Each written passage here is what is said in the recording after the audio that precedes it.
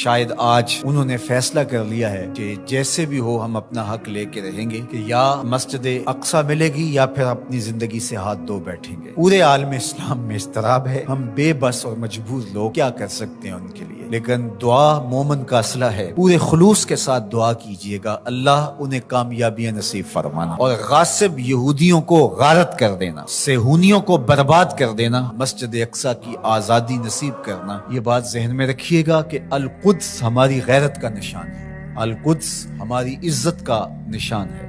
ہمارے آقا و مولا حضور ختمی المرتبت صلی اللہ علیہ وآلہ وسلم نے آسمانی معراج کا آغاز مسجد اقصی سے کیا، اور قرآن نے اس مسجد اقصی کا تعارف کرواتے ہوئے کہا الذی بارکنا حولہ، یہ وہ بابرکت جگہ ہے جس کے اطراف میں ہم نے برکتیں رکھی ہیں۔ یہ انبیاء کی سرزمین ہے، یہ محبت انوار ہے، یہ ارض شام، فلسطین شام کا ہی حصہ ہے، اردن بھی شام کا حصہ ہے، فلسطین بھی شام کا حصہ ہے، اور سیریا یہ تقسیم کر دیا گیا۔ تو یہ سارے شام کے حصے ہیں جو ارض مبارک ہیں، اور اللہ جل شانہ کے محبوب علیہ السلام نے ہاتھ اٹھا کر کے شام کے لیے دعا مانگی ہے، اللہم بارک لنا فی شامنا، اللہم بارک لنا فی یمننا۔ تو شام کی سرزمین اور بیت المقدس مسلمانوں کے لیے عزت کا مقام ہے، اور تیسری مقدس ترین جگہ ہمارے لیے مسجد اقصی ہے۔ تو بیت المقدس پر آج یہودیوں کا قابض ہو جانا اور پھر مزاحمت کرنے والے، اپنے حق مانگنے والے مسلمانوں کو یوں گولیوں سے بھون ڈالنا اور یوں اذیتوں میں مبتلا کرنا، اور پھر کوئی توانا آواز ان کے لیے بلند نہ ہونا، یہ دردناک صورتحال ہے۔ شاید آج انہوں نے فیصلہ کر لیا ہے کہ جیسے بھی ہو ہم اپنا حق لے کے رہیں گے کہ یا مسجد اقصی ملے گی یا پھر اپنی زندگی سے ہاتھ دھو بیٹھیں گے۔ آج دل بہت دکھا ہوا ہے، لہجہ بہت زخمی ہے۔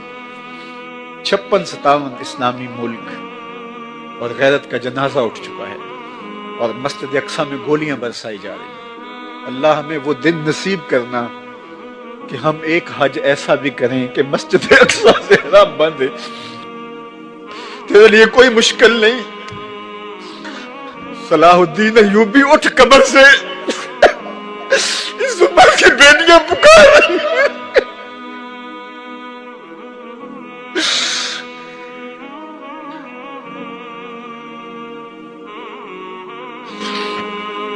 نجدین نبی دا وانگ یتیمہ تے گھر گھر تکے کھاوے کہ تو لبا عمر بہادر بندے نوں گا۔ بیت المقدس کو آزادی کی بہاریں عطا کر دے، اللہ قبلہ اول کو آزادی کی بہاریں عطا کر دے۔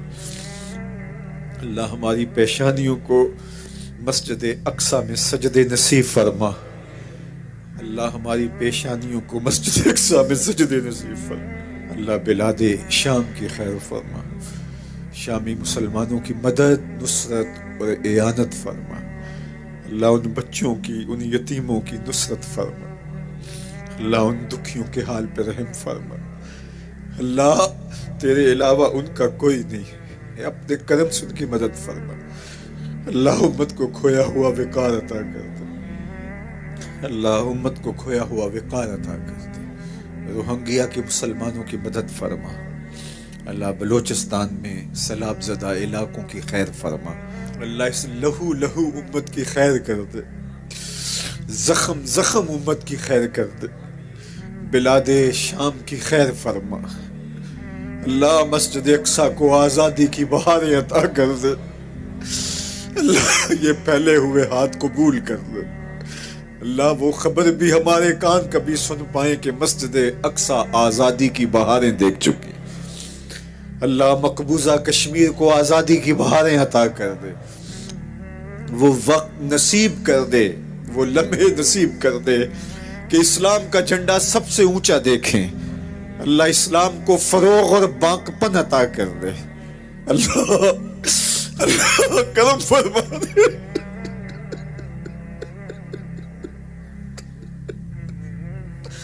اللہ ایسے حکمران نصیب فرما جو اس امت کے یتیموں کو گود میں تھام لے، اللہ تڑپتے یتیموں کی فریاد سن لے۔ اللہ سیریا کے مظلوموں کے حال پہ رحم فرما. اللہ مسجد اقصی کو آزادی کی بہاریں عطا کر دے. اللہ اس امت کو عروج عطا کر دے. اللہ اس امت کو ہر طرح کی ترقی عطا کر دے. معاشی، معاشرتی، اقتصادی، عسکری قوت اس امت کو بنا دے.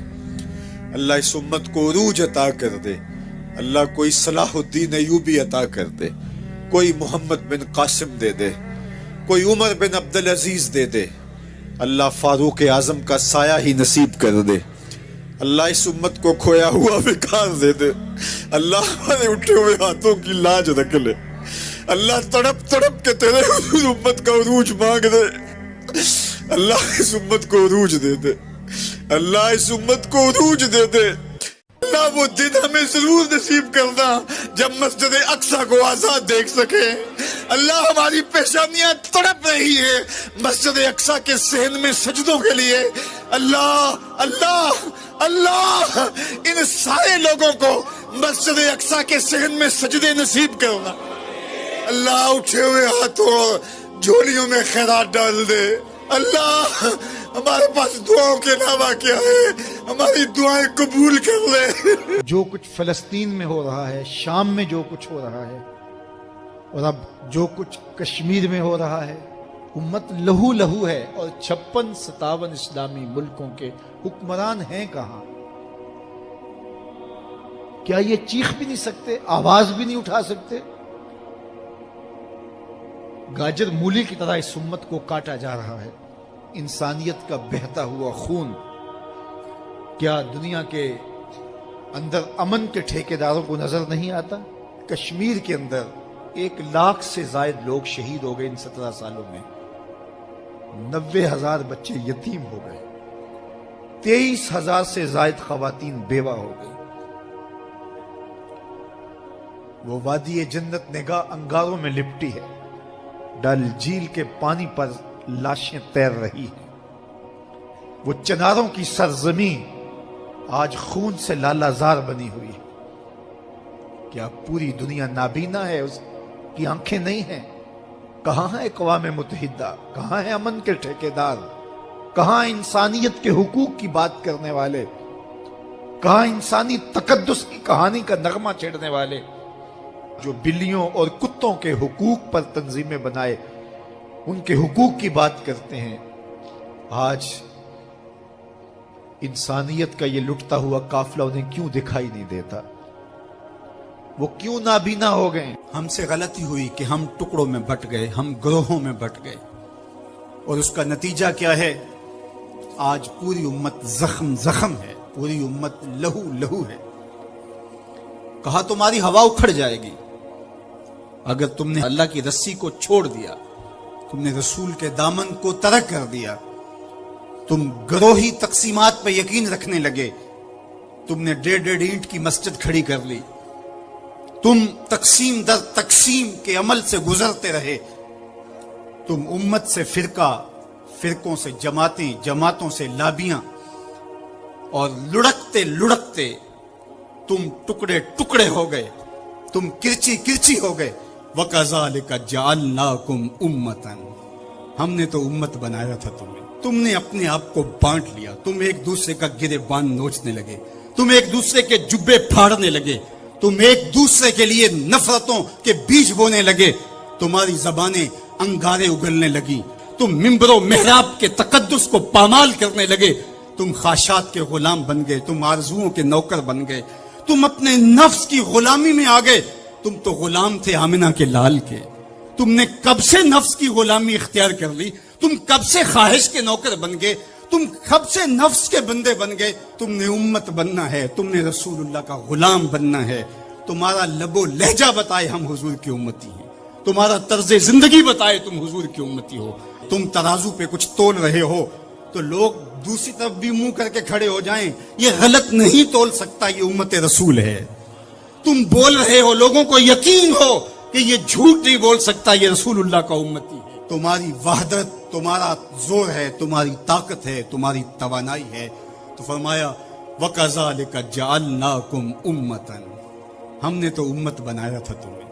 آج حضور کے قلب اطہر پہ کیا گزرتی ہوگی جب شام کی بچیوں کے منہ پہ تماچے مارے جاتے ہیں، جب بغداد میں حضور کی امت خانمہ برباد نظر آتی ہے، جب برما میں آری لے کر کے اعضاء کاٹ دیے جاتے ہیں، دشت لیلہ سے لے کے کندھار تک، غزہ سے لے کے کشمیر تک لاشیں ہی لاشیں بکھری ہوئی نظر آتی ہیں، بستی بستی کریا کریا صحرا صحرا خون، امت والے امت کا ہے کتنا سستا خون، شام قدس کشمیر اور برما کس کس کا احوال کہوں، ہر سو زخمی ہر سو لاشیں ہر سو بہتا خون، امت والے امت کا ہے کتنا سستا خون، آج امت لہو لہو ہے،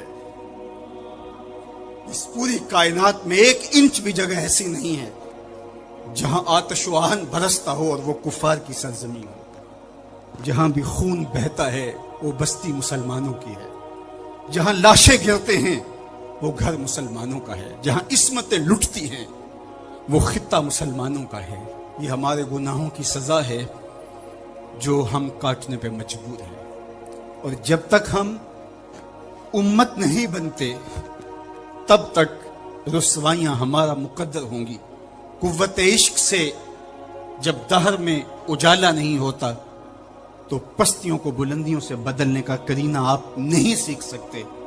نام محمد کو تھام کر کے، امت کی وحدت کے تصور کو اجاگر کر کے، حضور کا پاکیزہ وجود جو امت کی وحدت کا ضامن ہے، اس سے بے لوث محبت کا رشتہ اور الفت کا ربط جب تک مضبوط نہیں ہوتا تب تک ہم ان مشکلات سے کبھی بھی نہیں نکل سکتے۔ 1000 فلسفے تراش لیں، 1000 منطقیں بگھار لیں، لیکن کوئی نتیجہ نہیں ہوگا۔ تمہیں نتیجہ تب ہی ملے گا جب حضور کے قلب اطہر کو آرام پہنچاؤ گے، جب امت بن جاؤ گے، جب حضور علیہ السلام سے وابستگی اپنا شعار زندگی بنا لو گے، تو پھر دہر میں اجالا اور روشنی حضور علیہ السلام کے نام کے صدقے سے نصیب ہوگی، اور تقدیر کا قاضی تمہاری سزائیں معاف کر دے گا، اور پھر نتیجہ تمہارے سامنے اس صورت میں نمودار ہوگا کہ تم بحر و بر کے مالک ٹھہرو گے، اور کائنات کے اندر حضور کے ساتھ وفا کے رشتے کے نتیجے کے اندر لوح بھی تمہارے ہاتھ میں ہوگا، قلم بھی تمہارا ہی مقدر ہوگا۔ لیکن شرط یہ ہے کہ تم صحیح معنی کے اندر امت بن جاؤ۔ وَأَنْتُمُ الْعَالَوْنَ إِن كُنْتُم مُؤْمِنِينَ، یہ میرے رب کا وعدہ ہے، اور میرے رب کے وعدے سچے ہوتے ہیں۔ کہا تم ان کے بن کے تو دیکھو، عزت کا تاج میں تمہارے سر پہ رکھوں گا۔ اور افسوس تو یہ ہے کہ 56-57 اسلامی ملکوں کے حکمران بے حس ہو گئے، انہیں کچھ دکھائی نہیں دے رہا۔ انسانیت لٹ رہی ہے، انسانیت کا جنازہ اٹھ رہا ہے۔ ثناخان تقدیس مغرب اب کہاں ہیں؟ انسانی حقوق کی بات کرنے والے اب کہاں ہیں؟ یہ خون کبھی بھی رائے گا نہیں جائے گا۔ خون جب بہتا ہے تو جم جاتا ہے اور پھر اپنے اثرات چھوڑتا ہے۔ تو اسی خون شہیداں سے چراغاں ہوگا، اور اسی سے اس امت میں بہار آئے گی۔ اللہ اس امت کو اتحاد دے، اس کو اتفاق و یگانگت کا نور دے۔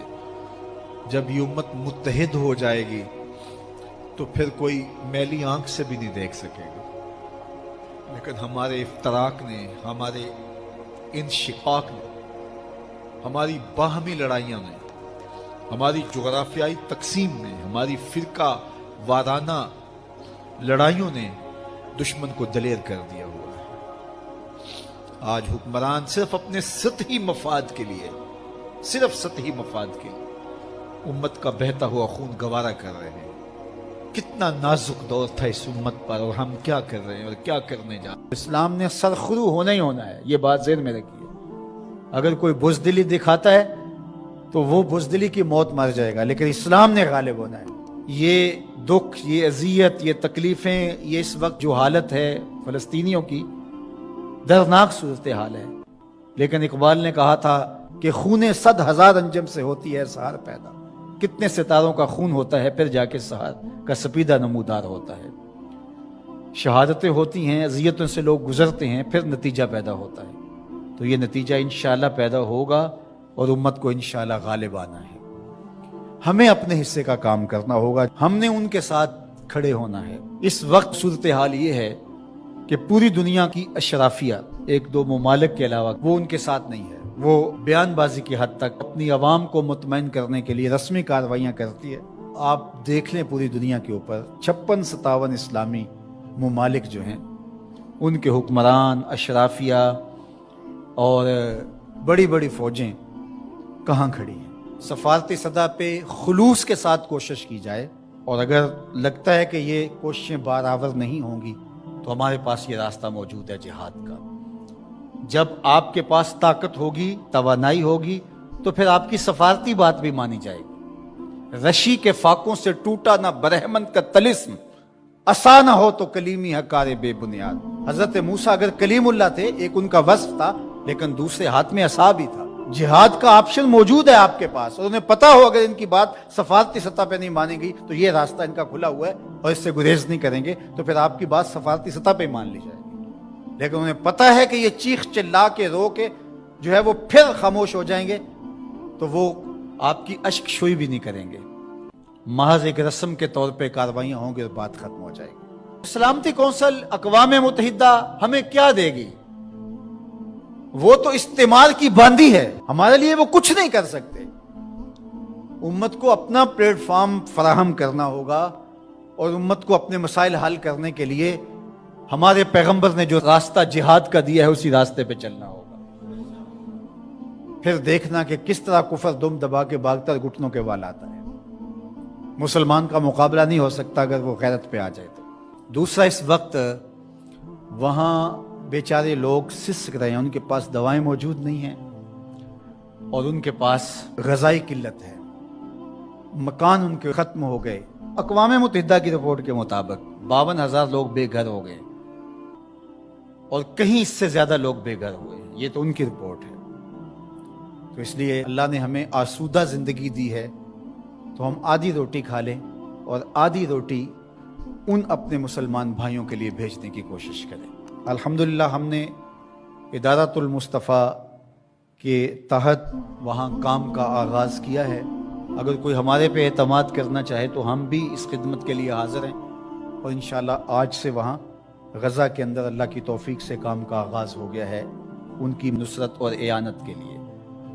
बाकी मुख्तलिफ ज़राए हैं, उनके ज़रिए से आप जो है वो उनकी मदद कर सकते हैं। आपको इत्मीनान हो जहाँ, तो ये काम करने का है। इस वक्त सोशल मीडिया और दीगर जो इबलाग के ज़राए हैं वो बहरहाल इस दौर के अंदर मुअस्सर हैं, और उनके जुल्म को, जबर को बेनकाब करने के लिए ये एक अच्छा ज़रिया है। और इस मरतबा पहली बार ऐसा हुआ है कि पूरी दुनिया के ऊपर उनके जोर जुल्म सामने आए हैं। पहले उनका अपना मीडिया था, मीडिया पे कब्जा होता था और कुछ बाहर नहीं निकलने पाता था, लेकिन इस मरतबा कैसे कैसे मनाज़र जो है वो आपको देखने को मिल रहे हैं, और लोगों का जज्बा और जोश व खरोश आपको देखने को मिल रहा है।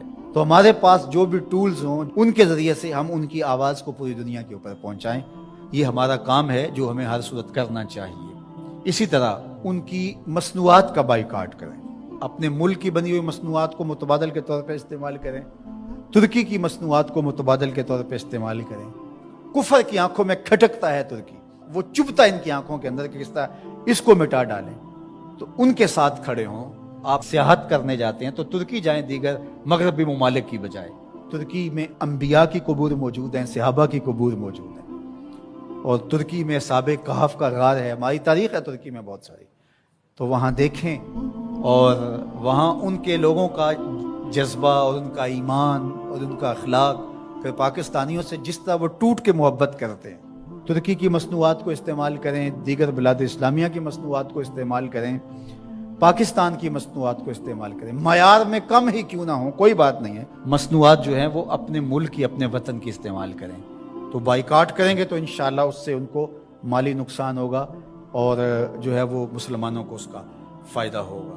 इसी तरह जो है वो उनकी अखलाकी मदद करें। जो सहाफ़ी हैं वो उनके लिए लिखें, जो बोलने वाले हैं उलमा वो तकरीरों में, तहरीरों में, गुफ्तगू में لوگوں کو اویئرنیس دیں.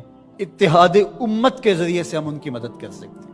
امت اگر متحد ہو جائے، جغرافیائی تقسیمیں، لسانی عصبیتیں اور باہمی ہماری ذاتی رنجشیں اور نفرتیں جو ایک دوسرے کے خلاف کھڑی ہو جاتی ہیں اور جس سے امت کا اتحاد پارا پارا ہو جاتا ہے، یہ بدبختی ہوتی ہے. تو ان ساری تقسیمات کو رد کر کے حضور کے نام پر، قدس کے نام پر، قرآن کے نام پر، توحید کے نام پہ ہم جمع ہو جائیں. الکفر ملت واحدہ، سارا کفر ایک ملت ہے، تو مسلمان کیوں جمع نہیں ہو سکتے ہیں؟ حضور کے نام پہ سب جمع ہو جائیں. امت کی وحدت اس بات کا پیغام ہے کہ دشمن کے چھکے چھوٹ جائیں. میں اپنے ساتھ جڑے ہوئے تمام لوگوں کو کہتا ہوں، اپنی اولادوں کو بہت اچھا پڑھائیں، ان کی دینی تربیت آخری حد تک کریں، اور ان کی جو دنیاوی تعلیم ہے اس کو بھی بہتر سے بہترین انداز میں آگے لے کے جائیں. وہ ہر شعبے کے اندر آگے بڑھ کے شعبے کے اہم منصب تک پہنچیں، اور ان کے اندر جو راسخ مسلمان ہے وہ مضبوط تر ہو. وہ آپ کی آغوش سے گزرا ہے، وہ وہاں جا کر کے بھی جو ہے وہ پکا سچا مسلمان ہو. سب لوگ اس طرح جب آگے جائیں گے تو پھر نتیجہ آپ کے سامنے ہوگا. لیکن اگر ہم یہ نہیں کریں گے تو پھر ہم سوائے چیخنے چلانے کے، صدائے احتجاج بلند کرنے کے اور کچھ نہیں کر پائیں گے. تو بہرحال غالب تو آنا ہی آنا ہے اسلام نے، وہ پھر ہم نہیں ہوں گے، پھر اللہ تعالیٰ کسی اور کو منتخب کر لے گا ہماری جگہ پہ. اگر ہم چاہتے ہیں کہ ہم اور ہماری نسلیں اسلام کی نشأت کے کام آئیں، اسلام کی نہضت کے کام آئیں، تو اس کام کے لیے ہم اپنی نسلوں کو، اپنی اولادوں کو، اپنے رجال کار کو تیار کریں.